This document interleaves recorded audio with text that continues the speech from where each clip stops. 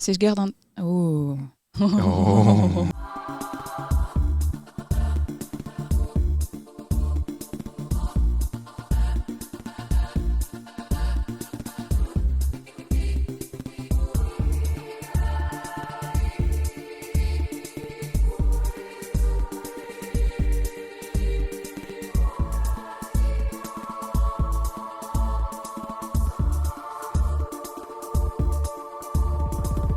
Bonjour Marine.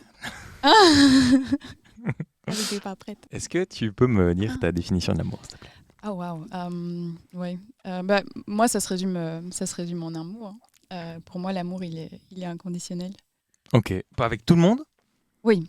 Que ce soit de l'amour romantique, que ce soit de l'amour familial, amical. Euh, pour moi, c'est la même règle, quoi. Donc tu te donnes complètement, sans condition, à tout le monde. Toute personne que tu aimes. On est bien d'accord. C'est pas vraiment ça. C'est juste que l'amour, il reste. Enfin, il n'y a pas de condition. Donc même si À la l'amour personne fait une que vacherie, tu- tu restes amoureuse de la personne? Hmm. Oui. Ok. Oui. Sinon, c'est pas de l'amour. Ok, donc c'est un peu comme en amitié. Si on n'est plus amis, c'est qu'on n'a jamais été amis. Si tu ressens plus d'amour, c'est que t'as jamais été amoureuse. Mhm. Ouais. Ouais, je crois. Ok. Même si la personne te fait une énorme vacherie. Mais, c'est que c'était pas de l'amour, mais j'ai l'impression Ok. qu'il y a le moment où tu sais que c'est de l'amour, c'est que tu sais que c'est inconditionnel. Et du coup, t'as déjà été amoureuse ou pas? Oui. Ok. Et est-ce que donc ton amour est toujours présent pour les personnes de qui t'as été amoureuse? Oui. Oui. Il est intact. Il n'est pas intact, il a changé, mais il est inconditionnel. Ça veut dire que je les aime encore, Ok. mais je pourrais pas ressortir avec, je pourrais pas avoir des relations amoureuses avec ces personnes, Et t'as encore des mais sentiments. j'ai un amour amical pour mes ex. Oui. Ok. Et parce que inconditionnel, moi ça me paraît. Pour moi, inconditionnel, c'est vraiment le. Je trouve ça super beau. Mais c'est vraiment l'amour d'une mère à son fils, tu vois, ou d'une mère Oui, à sa fille. oui, c'est ça. Donc Et moi, vraiment c'est la. comme ça que j'ai envie d'aimer Ok. l'homme avec qui je suis. Waouh. Enfin, Ok. pas l'amour maternel, Non, évidemment, non, parce que évidemment. j'ai pas envie de J'ai envie de materner. lui donner le biberon. J'ai envie de lui Oui. mettre ses couches. Ok. Oui. Mais ouais, je résumerais ça à juste le fait que ce soit inconditionnel, l'inconditionnalité. T'as eu une relation foireuse il y a pas très longtemps Mhm, avec un homme. mhm. Et j'aimerais savoir si tu te rendais compte que c'était une relation foireuse quand tu étais dans la relation foireuse. Est-ce que tu peux nous expliquer vite fait, Oui. avec ce que tu as envie de raconter, t'es pas obligé de tout raconter, mais avec ce que tu as envie de Mhm. raconter. Il s'agit de... C'est ma plus longue relation. Ok. Ça a duré 2 ans et c'était avec un homme marié, Ouais. avec 2 enfants. Ouais. Et ça me convenait très bien. Et je savais que Ok. c'était foireux. Ouais. Je savais d'emblée que c'était pas sain. Mais voilà. On était très amoureux. Au début, c'était juste du sexe. Mais c'était très, très passionné. D'accord. Et voilà. Et tu m'avais dit qu'il trouvait toujours le moyen de te recontacter même quand t'arrêtais. Parce Mhm. que tu as voulu arrêter plusieurs fois. Oui. Je l'ai bloqué, je crois, 20 fois. Sur les 2 ans, tous les mois, je le bloquais, je le quittais. J'étais là-bas, voilà, c'est fini. Ça peut pas continuer. T'as une femme. Très Ok. dramatique, quoi. Ok. Et comment il faisait pour revenir te chercher? Il savait où j'habitais. Ok. On travaillait dans la même boîte aussi. Ok. Donc, bon, on ne travaille pas au même endroit, mais voilà, on avait un téléphone en commun et donc parfois il appelait à l'endroit où je travaillais Ouais. et il tombait sur moi. Ok. Et donc voilà, moi ça me chamboulait toujours tout et puis je finissais par lui dire ok, viens, on se Ok. voit. Et Ouais. par rapport, est-ce que tu as déjà eu envie de tout dire à sa femme? Ah oui, oui, je l'ai déjà eu au téléphone. Ah waouh. Oui, Ok. oui. Ah donc elle le savait? Non, parce que j'étais un peu assez bête que pour vouloir quand même cacher ça et regretter très vite. Ah oui, ok. Mais j'ai eu son numéro, j'ai enregistré son numéro du coup quand elle m'a appelé. Parce que c'est elle qui m'a appelé, elle avait vu un message que j'avais envoyé à Ouais. monsieur en question. Elle avait fait une crise, lui m'avait appelé en disant elle a vu ton message, faut qu'on invente une couille et tout. Et moi j'étais là ok, Wow. qu'est-ce que je dois faire? Dis-moi ce que je dois faire. Il a bidouillé un truc, mais je crois que c'est le roi du mensonge parce que hein, on se voyait on se voyait presque tous les jours, après son travail, après le travail, le soir. Et elle a pas capté, ou alors elle était dans le déni complètement pendant 2 ans. Ouais. Et donc là, quand elle a vu le message, il lui a inventé un truc. Et elle y a cru, mais elle a quand même voulu m'avoir au téléphone pour m'engueuler, pour me dire oui, pourquoi tu parles à mon mec et tout. Et j'étais là, oh, mais c'est un collègue, non, c'est parce qu'on voulait sortir, blablabla, parce que c'était un message en plein milieu de la nuit, quoi. En fait, à ce moment-là, je savais pas qu'ils étaient mariés. Parce que lui m'a toujours dit. Bon, après, je sais toujours pas s'ils sont mariés ou pas, parce que à la base, quand on se voyait pas, il n'était pas marié. Il avait pas de raison de me mentir à ce moment-là. Mais au téléphone, elle m'a dit oui, pourquoi vous parlez à mon mari? J'étais là, ton mari. Donc c'est bien ton mari. Donc je suis passée de la meuf qui fait genre non, c'est un ami, il m'intéresse pas, à vous êtes mariés. Et vous êtes mariés quand? Rude. Et puis là, elle m'a dit oh, de toute façon, c'est pas vos oignons. Et elle a raccroché. Et là, sur le moment, j'étais là, putain. Je lui ai envoyé un message en disant comme ça, t'es marié. T'as 10 minutes, t'as 10 secondes, je crois que je lui ai dit. T'as 10 secondes pour m'expliquer, sinon je la rappelle, je lui dis tout. Et t'es là, non. Non, mais on n'est pas mariés, on est... ils sont cohabitants légaux, quoi. Ok. Légaux.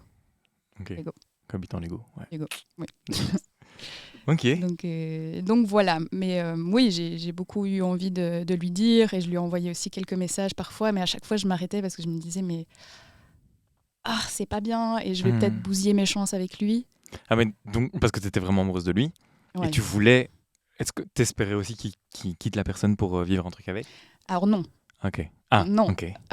Parce que jamais... C'est un peu paradoxal, parce que je l'aimais beaucoup, et c'était un amour hyper passionnel qu'on partageait tous les deux. Mais jamais je me serais vue avec lui. D'accord. À aucun moment, je me serais vue construire quelque chose avec lui, même si voilà, ça marchait bien. Quand on était ensemble, on s'entendait bien, il y avait une belle connexion, quoi. Ok. Surtout sur le plan sexuel. Mais bon. C'est important, c'est 50% du truc. Ouais. Mais à aucun moment tu t'es dit... c'est assez fou de vivre un truc comme ça et de se dire je le vis pour la passion et pas pour... comme ça a duré longtemps. Et comment t'as fait... S'il revenait à chaque fois, comment t'as fait pour arrêter? C'était dur. Mais il y a un moment où je crois que lui, il a compris.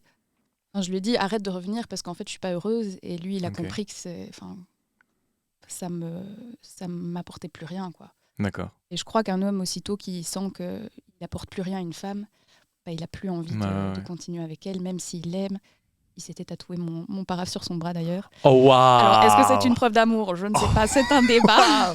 Il s'était tatoué? Il s'est tatoué mon paraphe sur son bras. Et qu'est-ce qu'il a dit à sa femme pour... Alors, mais en plus, c'est moi qui lui ai donné, un peu l'excuse, parce que c'est mon paraphe, quoi. C'est mon paraphe que je signe, avec lequel je signais les documents au travail. Et, et ça ressemble un peu, dans un certain sens, à un visage de Lucky Luke. Je lui ai sorti ça, il m'a dit parfait. Ok. Je vais sortir ça à ma femme, et voilà.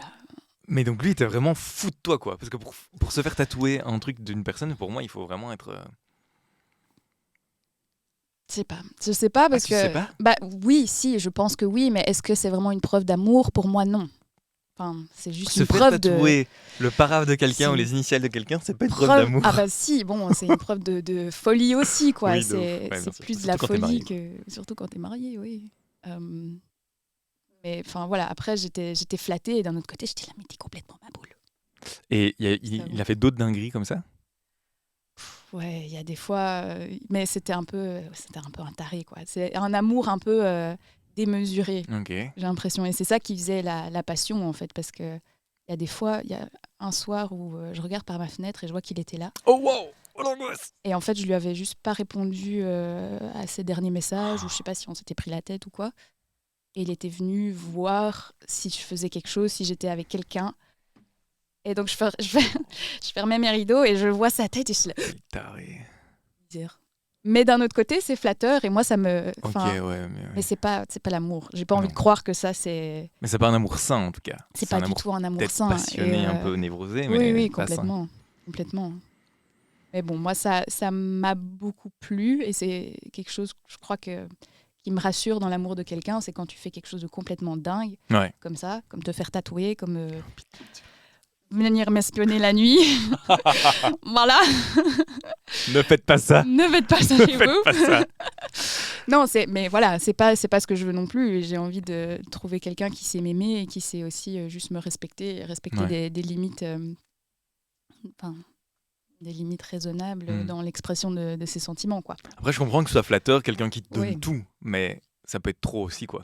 Oui, oui, et surtout quand c'est un peu paradoxal, parce que il disait qu'il m'aimait, que je le rendais heureux, que voilà, il était bien avec moi et qu'il n'était pas bien avec sa femme. Et j'avais une espèce de frustration de me dire, mais en fait, est-ce que c'est vrai? Parce que, dans ma réalité, dans ma tête, si t'es pas bien avec quelqu'un, ok, t'as un enfant avec, bon, t'as acheté une maison avec, ok, c'est compliqué. Mais si t'es pas bien avec quelqu'un, mais qu'est-ce que tu perds ton temps? Il faut sortir de là, quoi. Et tu penses pas que ça pouvait être réparé chez lui et sa femme? Du coup, je l'aidais un petit peu avec ça. Souvent. Ouais. Oh, waouh! Ouais. Tu l'aidais avec ça? Mais oui, j'ai eu des heures et des heures de conversation avec lui. Et parfois, je faisais un peu l'avocat du diable. J'étais là, oui, mais. Pablo, on va l'appeler Pablo. On va l'appeler Pablo.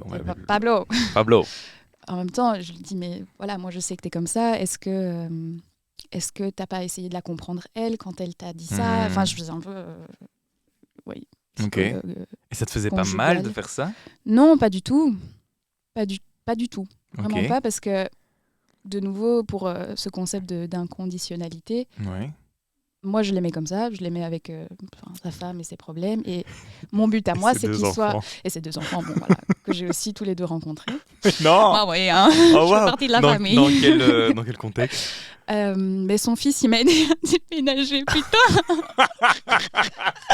Son fils m'a aidé à déménager une fois. Âgé, son fils? Il avait quel âge? Oui, il a 10 ans, 11 ans, 12 ans, quelque chose comme ça. 24. 24 ans, voilà. Ok, il a 12 ans. Oui. Il t'a aidé à aménager. Comment ça, il t'a aidé à aménager? Comment ça? Parce que j'ai déménagé. À un moment, j'habitais à Scarbeck et puis j'ai déménagé à Uccle. Et Pablo m'avait proposé de... Enfin, il avait une voiture, moi, j'en avais pas. Et voilà, c'était très pratique. Et à un moment, il a dû aller chercher son fils quelque part, au foot ou je sais pas où. Et il est venu m'aider à finir mon déménagement. Et donc, son fils m'a gentiment monté mes caisses dans mon nouvel appartement. Il était gentil. J'ai un peu paniqué aussi. Sans blague. J'étais là, ça va mon pote? Oh, waouh. Le mec est sûr de lui, quoi. Ramener son gosse pour un Après, ils peuvent dire que c'est le déménagement d'une pote ou d'une collègue, tu vois. Mais c'est rude. Oui, c'est ça. C'est ce qu'il a dit. Mais il n'y a aucun moyen, à aucun moment, il pouvait se douter de quoi que ce soit. Il n'y a pas eu de geste de tendresse ou quoi envers vous Si, mais quand le petit était avec mes cartons en haut. Génial. Oui. Et donc sa fille, une fois, il était venu, c'est une tout petit bébé. Et, une fois, il est venu avec. Et, elle était trop belle. Ouais. Et est-ce que tes potes te disaient arrête, c'est foireux Ah oui. Mais j'ai déjà jamais voulu le présenter, même si au début... Lui voulait que tu le présentes? Non. Ok. Non. Et ça, c'était hors de question. Et même si, parce que lui, à un moment, il envisageait peut-être... Enfin, il me faisait croire, certainement, qu'il allait quitter sa femme. Et puis, ça le bloquait un peu le fait que je ne veuille pas le présenter à ses parents, à mes parents, à mes amis. Et j'étais là-bas... c'est compliqué, quoi. C'est compliqué, donc, voilà, moi, ça n'a jamais été question de ça non plus. Mais oui, clairement, mes amis étaient là, mais tu mérites mieux, et faut que tu sors de là. Et parce que tous les mois, j'étais là, ok, c'est bon, c'est fini avec Pablo. Voilà. J'ai tout arrêté. Et puis 2 semaines après, même pas, 2 jours après, c'était de nouveau rebelote. Mais ça te faisait du mal d'arrêter? Sur le moment, ça me soulageait. En fait, je crois que j'avais juste besoin... comme si j'avais pas assez d'attention de sa part, ou comme si j'avais besoin de plus de preuves de son amour, où j'étais un peu en désespoir d'incompréhension avec cette situation. Et je veux pas de ça. J'ai envie d'avancer sur le plan amoureux dans ma vie. et que ça m'aide pas du tout à avancer. Et j'avais besoin qu'il me montre qu'il avait peut-être envie d'avancer avec moi, même si paradoxalement, j'aurais pas voulu construire quelque chose avec lui. Mais j'avais ce besoin un peu, je sais pas si c'est de l'ego ou si c'est juste un énorme manque de confiance en moi ou de trauma, peu importe. Mais voilà, j'avais besoin qu'il me prouve encore plus qu'il m'aimait, quoi. Wow. Parce que le tatouage, c'était pas assez. Oh, waouh, le tatouage, te passe. Il t'offrait des cadeaux et tout? Oui. Oh, oui, wow. c'était un peu mon sugar daddy. Mais un petit peu. Si je me souviens bien, tu m'avais dit qu'il te devait de l'argent. Oui. Donc c'est pas tout rose non plus en termes de... Pour ne pas que les gens se disent « Oh mon Dieu, elle a vécu un truc », tu vois, il y a aussi des points vraiment négatifs où... Moi, je faisais beaucoup pour lui aussi. J'étais du coup très présente. Il savait que je pouvais être là 24 heures sur 24 s'il avait besoin. Ce qui est pas sain, c'est pas correct. Non, mais parce bon, que tu voilà. t'oublies du coup. Oui. Et je me donnais beaucoup, mais j'ai l'impression que je recevais énormément de gratitude et de... Voilà, j'y trouvais mon compte quand même dans cette relation. Sûr. Sinon, ça n'aurait pas duré 2 ans. Mais oui, il y a un moment où... Quelques fois même où il avait besoin d'argent parce qu'il a déménagé. Sa femme avait arrêté de travailler parce qu'elle ne voulait plus travailler. Ouais. Et donc, lui, il devait subvenir aux besoins de toute sa famille, inscrire son fils. Puis il avait aussi un peu des envies un peu pas très cohérentes avec la situation. Il voulait s'acheter une voiture, il voulait s'acheter une moto. Et donc, alors qu'il n'avait pas de thune, quoi. Alors que c'était pas le moment. Il venait d'acheter une maison. Oui, c'est pas le moment, oui. C'est pas le moment. Ouais, enfin bon, chacun son business. Mais du coup, oui, je lui ai prêté un peu d'argent qui m'a rendu maintenant. Okay. Ça a pris quand même peut-être 8 mois avant qu'il me rende la totalité. Oh, wow. Ouais. Et maintenant, c'est fini. C'est terminé. On se doit plus rien. C'est bien. Mais en tout cas, c'est une belle expérience. C'est une expérience riche pour toi aussi. Ça t'a construit un peu quand même, non? Oui, parce que maintenant, je sais que je veux travailler sur autre chose. Je veux plus accepter un amour qui est pas celui que je suis prête à donner. D'accord. C'est-à-dire, qu'est-ce que tu es prête à donner? Je suis prête à donner beaucoup et à travailler, à donner beaucoup de travail en fait. Tu veux dire travailler sur la relation? Oui. Ok. Je veux quelque chose de constructif, pas quelque chose de destructif. Oh. J'avais pas prévu ça. Oh, waouh. Et est-ce que tu as un modèle de ça? Ou est-ce que tu t'es construit ça toute seule? Ou est-ce que tu as un couple où tu dis « Ah putain, ce couple-là, ça... » J'ai une vision assez claire de ce qu'est un couple sain. Mm-hmm. Y a certaines idées qui viennent de mes parents, comme beaucoup de personnes, j'imagine. Mais pas tout, parce qu'il y a certaines choses chez mes parents que je ne reprendrai pas, évidemment. Pas forcément. Mais oui, moi, j'ai quelques idées. Après, je n'ai jamais su les mettre en application parce que j'ai beaucoup peut-être des mal-être avec moi-même, où je sais que ça va me demander beaucoup plus de travail. Et quelqu'un de très fort aussi. Okay. Quelqu'un qui a les épaules et qui sait me mettre des cadres parfois quand c'est nécessaire. Tu as besoin d'un pilier, quoi. Ouais. Quelqu'un qui t'aide et que vous construisez tous les deux, vous avancez tous les deux ensemble. Mm-hmm. Oui. Et j'ai déjà eu ça. Hein. J'ai déjà eu la relation la plus saine que j'ai eue, c'était avec un Allemand. Donc au niveau pilier, on est bon. C'est un bon pilier. Je sais pas ce que ça veut dire. Et donc c'était quand? Lui, c'était quand je voyageais. C'était en Australie, c'était il y a peut-être 3 ans. Mm-hmm. Si, il y a 3 ans. Non, il y a 4 ans, peut-être quelque chose comme ça. Bref. Tu l'as rencontré là-bas? Je l'ai rencontré là-bas. C'était le seul homme dans le village un peu paumé où j'habitais. Oh, wow. Et j'étais là, bon. Il est mignon. Il est mignon. Et puis voilà, on a commencé à se fréquenter. Je savais pas trop... j'étais encore un peu dans le jeu de séduction où on sait pas trop. Est-ce qu'on s'aime bien? Est-ce que ça va aller plus loin? Et puis un jour, il s'est juste arrêté. On était dans la voiture et il s'est juste arrêté sur le bord de la route. Il m'a dit, écoute, moi j'ai envie d'être avec toi. Donc, voilà, là, tu peux dire ce que tu veux. Soit tu descends, soit tu descends ensemble. Non. En fait, là...